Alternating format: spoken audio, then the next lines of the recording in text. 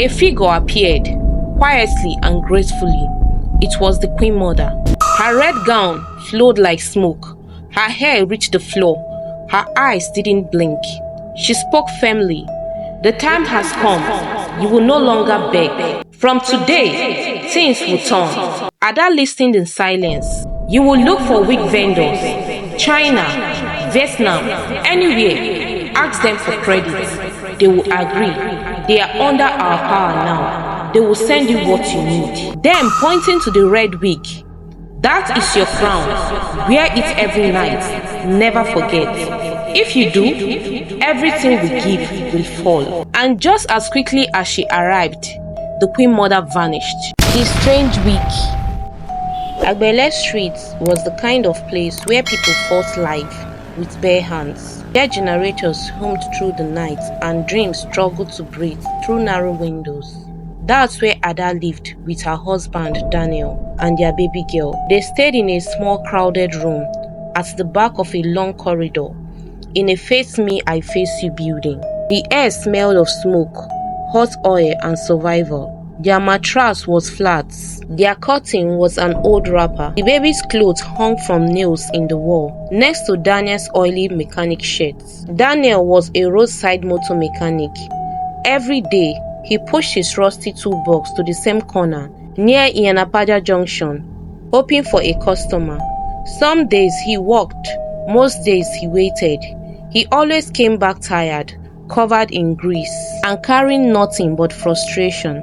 Ada, on the other hand, stayed home. She had no work, no income, no escape. She bathed the baby, fetched water, and watched the sun rise and fall from behind torn curtains.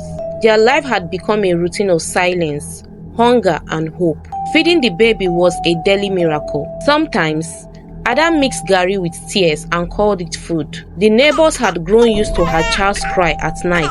Even the landlord no longer shouted when he knocked. They had no money for rent. Ada knew they were drowning.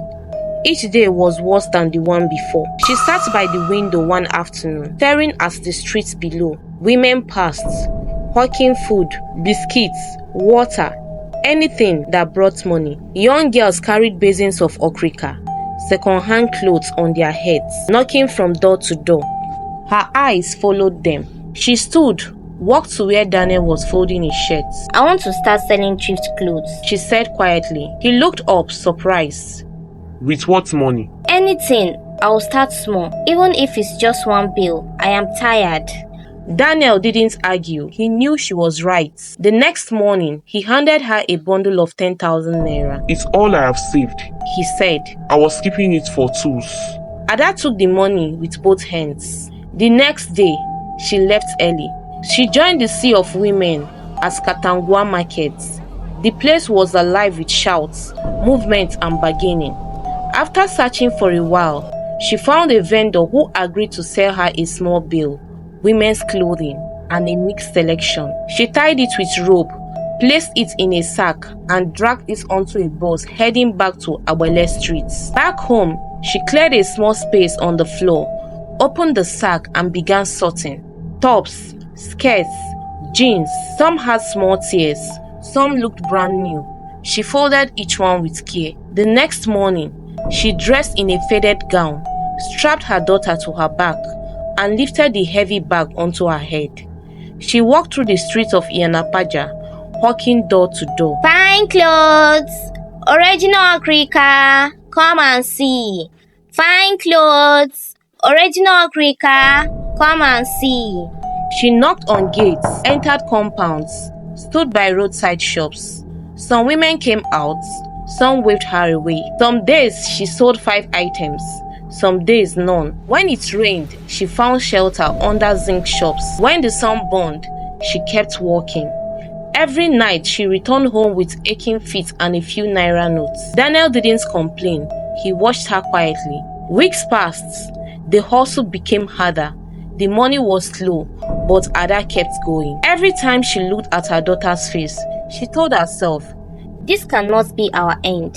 She had no idea her story was just beginning, and that her next bill would carry more than clothes. It would carry a secret, a doorway, a curse. The morning heat at Katangwa market was already thick by 8 a.m. Traders were yelling prices. Bales were being dragged out of trucks.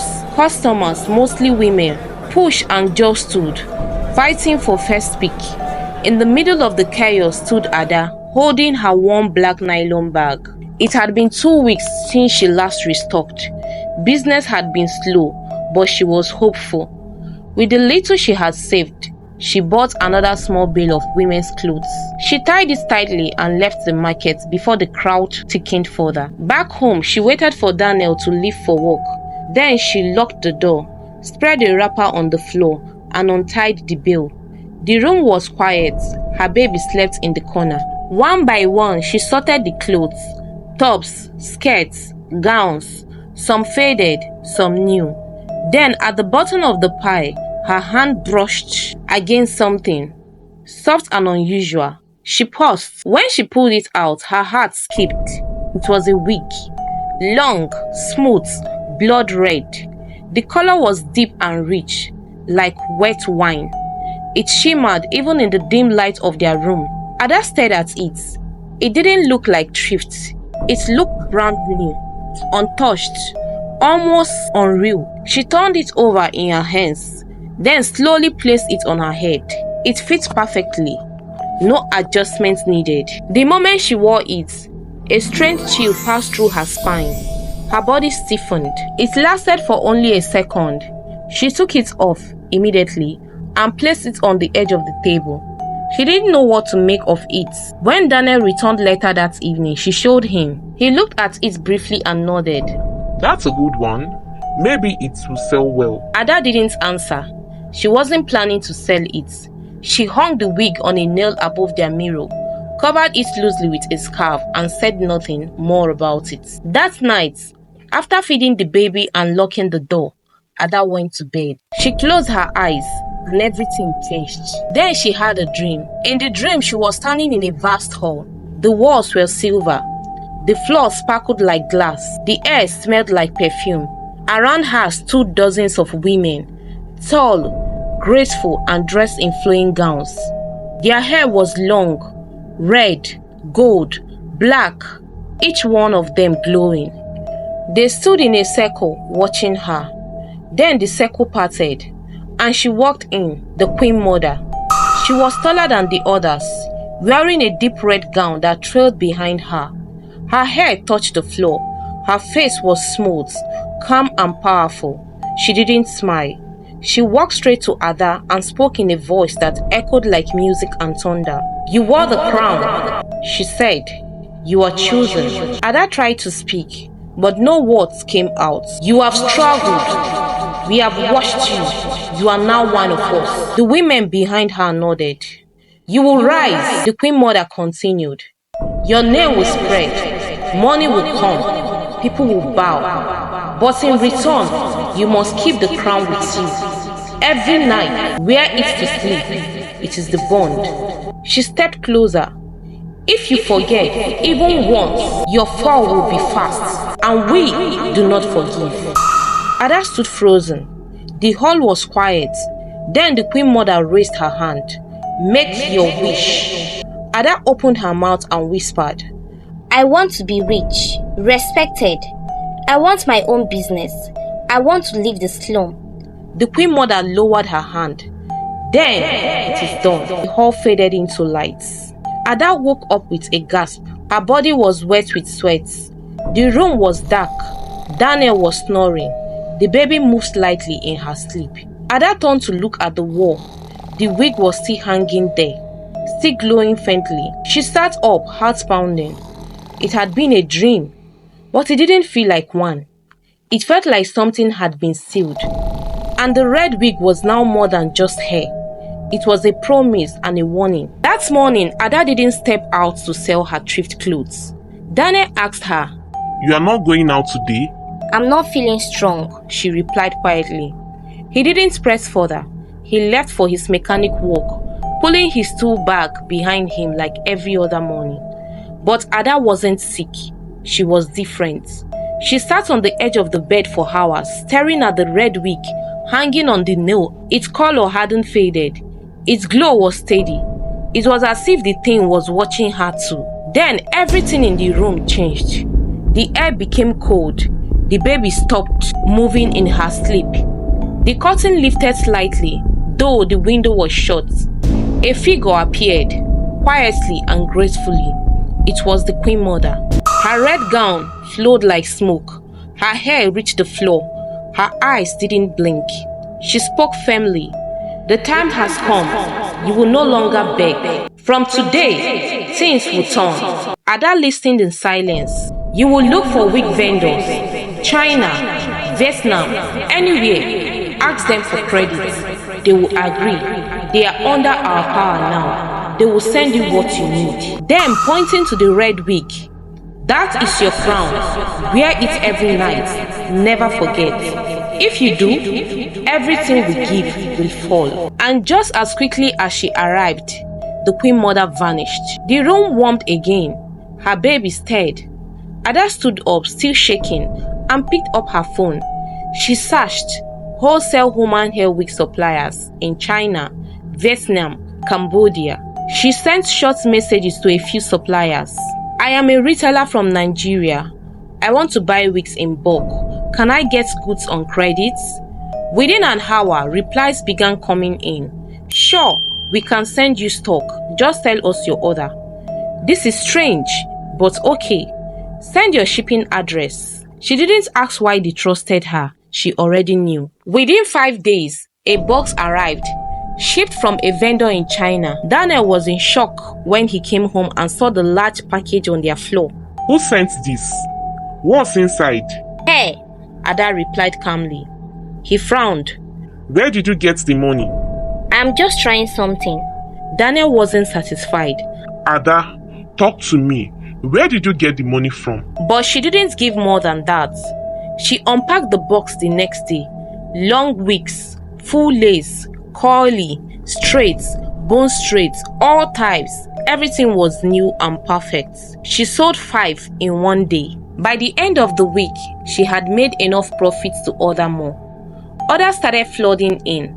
Customers came from nearby streets, then from other towns. Her name began spreading. She got a table at a nearby junction. Then she moved into a proper shop. Daniel couldn't understand it. He asked again. How are you getting these wigs, Ada? Did someone give you money? Is someone helping you? She smiled.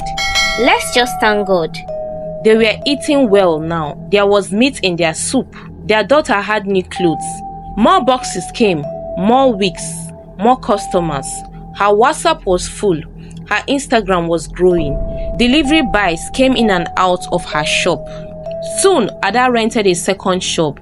She registered a name, Ada Hair Palace. Then came the final move. She paid a year's rent on a 2-bedroom flat in a gated compound at Alabado. New tiles, white walls, constant water, the kind of place Ada had only imagined. They moved in with new furniture, new curtains, a flat screen TV. Daniel's old toolbox was packed into the corner. He had quietly stopped fixing cars. He started helping her deliver wigs instead. Still, questions lingered in his mind. One night, as they sat in the living room, Daniel turned to her. Ada, talk to me. How did all this really start? She smiled softly. I am just favored. Daniel didn't believe her, but he couldn't argue with success. That night, as he snored peacefully beside their daughter, Ada got up quietly, walked into the next room and placed the red wig on her head. Then she lay down on the couch, eyes closed and waiting, because the Queen Mother was always watching. Life had changed completely for Ada. From the face me I face you in Abele Street to a tied apartment in Alabado, everything about her new life looked golden. Her baby now slept in a soft crib. Daniel wore clean shirts and stayed home more often. And Ada was now a name on people's lips, Madam Ada's hair. She had 2 shops, a storage unit, delivery boys, suppliers from Vietnam, India, and China trusted her more than she could understand. They shipped goods without payment. Some even asked her what kind of hair she wanted them to start producing.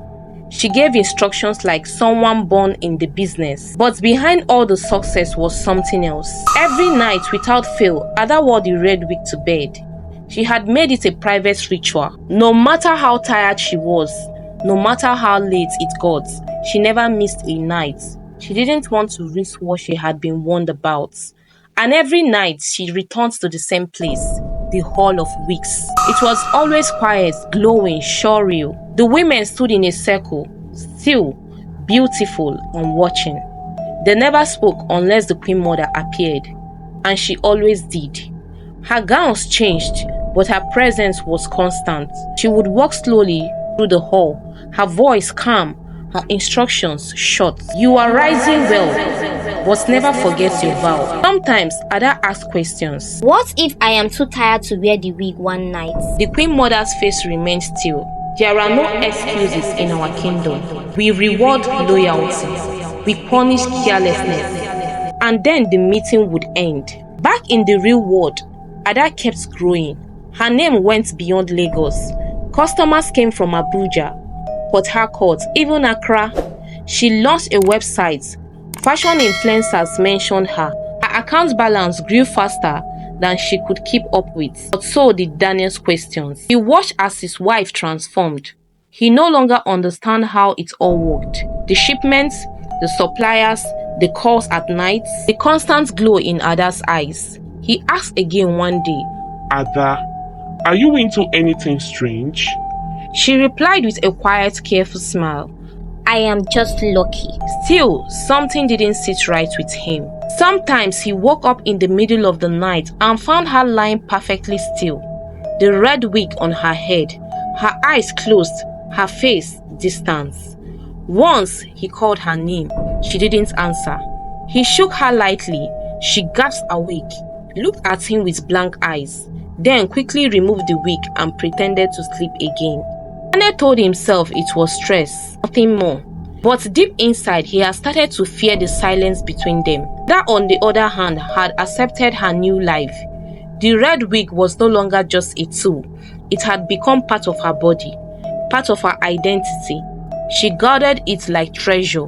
No one touched it. No one asked about it. One night, after a particularly successful delivery week, the Queen Mother appeared again in her dream. You are doing well, she said.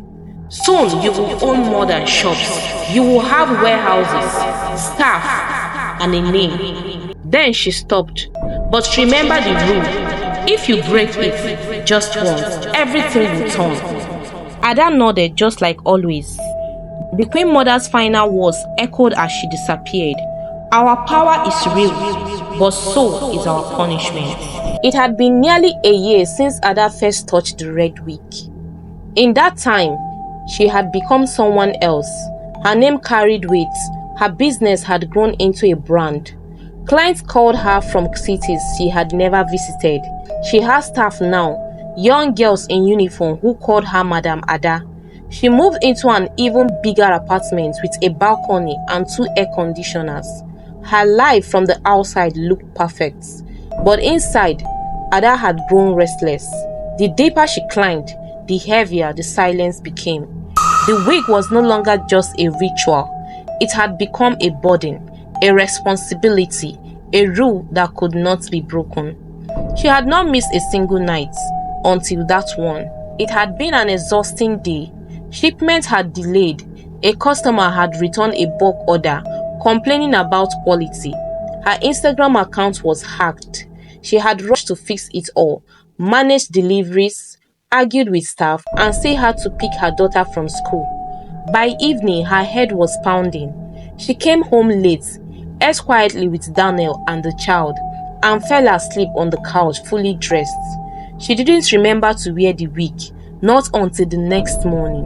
When Ada opened her eyes, sunlight was already pouring into the room. Her daughter was playing in the corner. Daniel was sipping tea near the window, and then it hit her. She sat up slowly and went into her bedroom. Then her eyes went to the wall. The red wig was still hanging where she left it, untouched. She froze. Her hands began to shake. She walked to the wall, picked the wig and held it close. Her mind raced back to the Queen Mother's words. Just one night. That's all it takes. That day, Ada didn't go to the shop. She didn't speak much. She stayed indoors, pacing the room.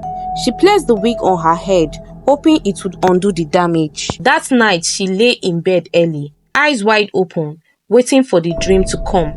But the dream never came. The hall of wigs didn't appear. The women didn't stand in a circle. The Queen Mother didn't arrive. Instead, Ada found herself standing alone in a dark, empty space. No light, no air, no sound. Then a cold voice whispered from the shadows, "You forgot." She turned, searching for the Queen Mother's face. "You broke the rule," the voice continued. "You were warned." Ada fell to her knees in the dream, begging. I was tired. It wasn't on purpose. There was no reply. Then the final words came. "We do not forgive. It begins now." She woke up gasping. From that moment, small cracks began to form. A supplier messaged her with an angry tone. "We need our money. We have delayed long enough." Another vendor replied, "We don't remember approving credit for you. Who are you again?" She tried to explain, but her messages were left unread. Staff began to complain about salaries. Customers returned orders. Others slowed one by one. Things began to fall apart. Ada felt it. The power that once carried her was now slipping away, and she knew this was only the beginning. Ada tried to keep the cracks from showing. When her supplier stopped replying, she told herself it was just delay. When one vendor requested full payment upfront, she offered to send half, hoping to rebuild trust. But nothing worked. Their tone had changed. The charm was gone. She could no longer explain why the people who once begged her for orders had suddenly forgotten who she was. One morning, she opened her accounts. There were more deductions than deposits. Sales were slow. Returns were piling up. Clients were complaining. Her delivery riders had stopped calling. Staff were quietly resigning one by one. Still, she said nothing to Daniel, but he noticed. The house grew quieter.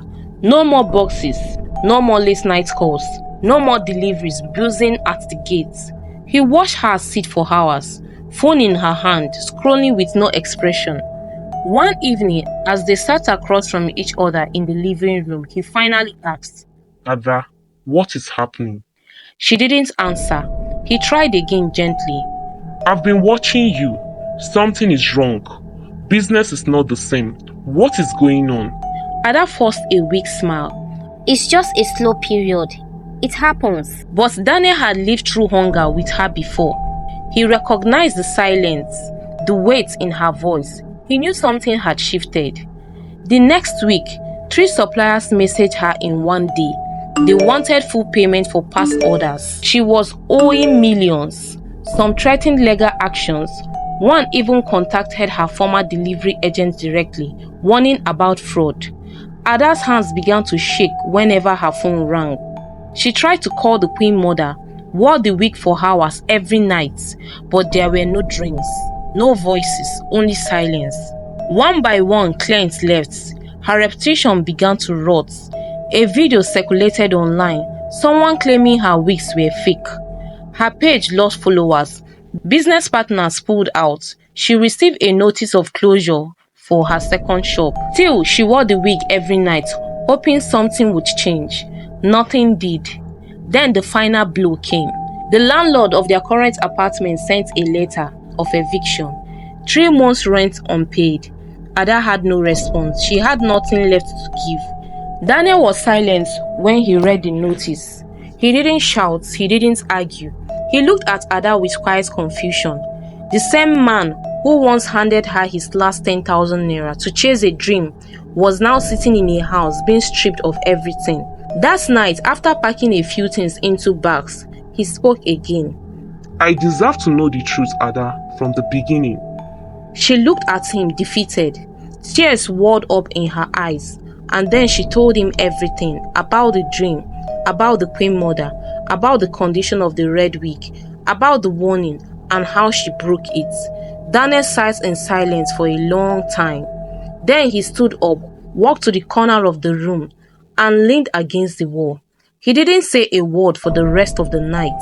The next morning, they left the apartments, Ada, Daniel and their daughter, with nothing but a few boxes and an old traveling bag. They returned to Bale Street, back to the slum where it all started, but this time not with hope, only shame, and a red wig that now lay at the bottom of Ada's bag, dim, lifeless and cold. When they returned to Bale Street, Ada was no longer the woman people once envied, her child held tightly to her side. Daniel walked behind her carrying 2 bags. The neighbors watched them enter a single room at the back of a noisy compound, the same area they once left in glory. No one said anything out loud, but whispers spread like wind. Is that not Madam Ada here? She came back like this? After all that money? Now wow. Inside the room, Ada sat for hours without speaking. She barely touched food. Her phone rang, but she ignored it. The red wig stayed inside a nylon bag, stuffed beneath the bed, wrapped in shame. Daniel tried to talk to her. He brought food. He asked if she wanted to talk. He reminded her to bet, to eat, and to rest. She only gave short answers, sometimes none at all. Then one day, a neighbor's daughter entered and found the red wig by accident. She told her mother, who told someone else. By evening, the street had heard the story. Ada's wealth came from a spiritual wig.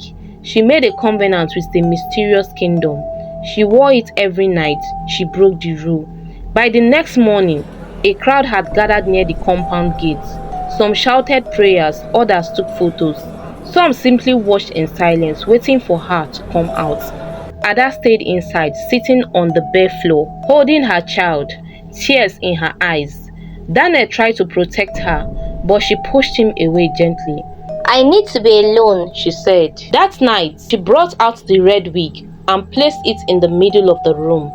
For a long time, she just stared at it. Then she carried it outside, where the street was quiet. Without a word, she dropped it in an iron basin and poured kerosene over it. She struck a match. Flames rose quickly. The fire hissed. The red fibers curled and melted. People who saw it from a distance whispered again. The next morning, Ada didn't come out of the room, and she didn't come out the next day either. She stopped speaking. She stopped eating. Her child cried often. Daniel did his best, but he was breaking too. He went back to hustling on the streets, coming home to silence. Ada sat on the floor each day, staring at the wall, lost in her thoughts. Her face became pale, her body weak, her hair untidy, her eyes hollow.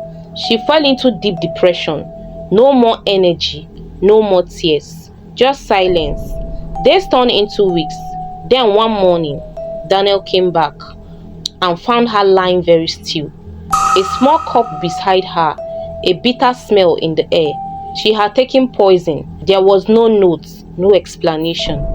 Just an empty body and the sound of her child crying in the background.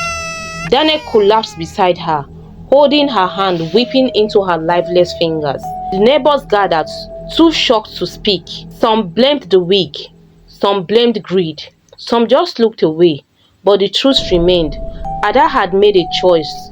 She entered a world she didn't understand. She followed its rule, and when she had broke them, the weight was too much. Her story became a warning whispered across Lagos markets, from Iyanapaja to Yaba. Beware of shortcuts wrapped in beauty. Every crown has a cost. And that was the end of Ada here. A legend, a tragedy, a woman who flew too close to the fire and couldn't survive the fall. The moral of the story is that don't accept success that comes with secret conditions. Quick riches without truth or hard work can destroy everything. Some doors may look beautiful, but once you enter, you may never come out the same. Always be careful what you say yes to, because not all gifts are blessings. Thank you, fam, for watching through to the end of this video.